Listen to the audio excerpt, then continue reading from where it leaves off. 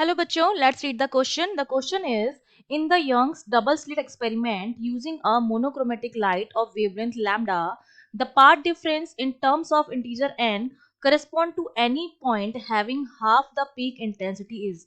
तो हमें path difference calculate करना है उस पॉइंट पर जहां पर इंटेंसिटी जो है वो पीक इंटेंसिटी की हाफ है.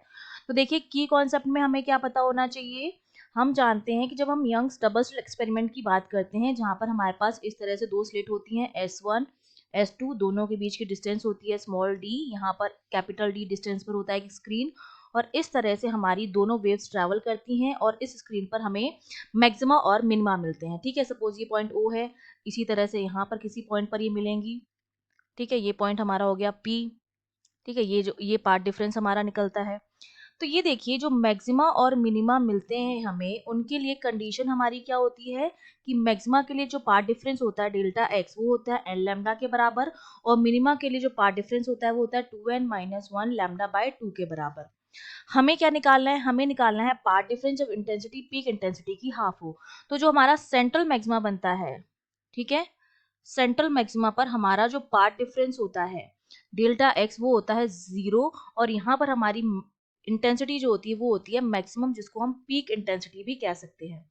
ठीक है, अब देखिए हमें क्या है, निकालना है पार्ट डिफरेंस. हम जानते हैं कि जो रिलेशन होता है हमारा पार्ट डिफरेंस का डेल्टा एक्स वो हमारा होता है π/2 लैम्डा इंटू फाई हमारा क्या होता है फेज डिफरेंस. ये हमारा क्या है, फेज डिफरेंस है.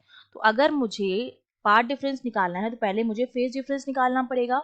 तो फेज डिफरेंस निकालने के लिए मैं इसमें गिवन जो हमें इसमें जानकारी दी जा रही है वो हम यूज करेंगे. हमसे कह रखा है कि जो पीक इंटेंसिटी का हाफ है that means I max by 2, intensity है हमारी, that is equals to I M cos square theta by 5/2. ये होता है हमारा रिलेशन, क्योंकि इंटेंसिटी हमको आई मैक्स की हाफ दे रखी है वो हमने लिख दी यहाँ पर.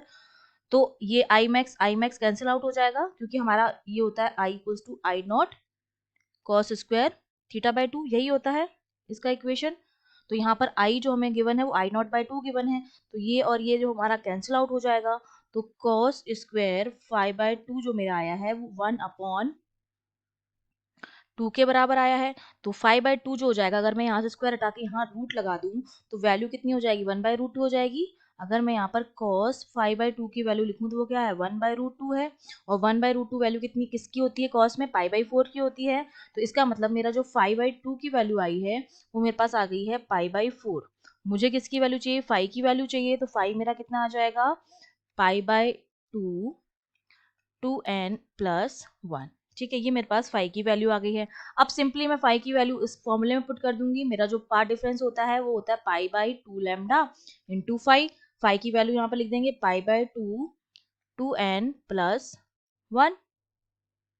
ठीक है, तो यहाँ पर ये पाई से पाई कैंसिल हो जाएगा, तो डेल्टा एक्स जो मेरे पास रहेगा वो आएगा λ/4 हो जाएगा, और यहाँ आ जाएगा 2n+1. तो इतना पार्ट डिफरेंस मेरा आ गया है उस पॉइंट पर जहां पर इंटेंसिटी जो है वो पीक इंटेंसिटी की हाफ है.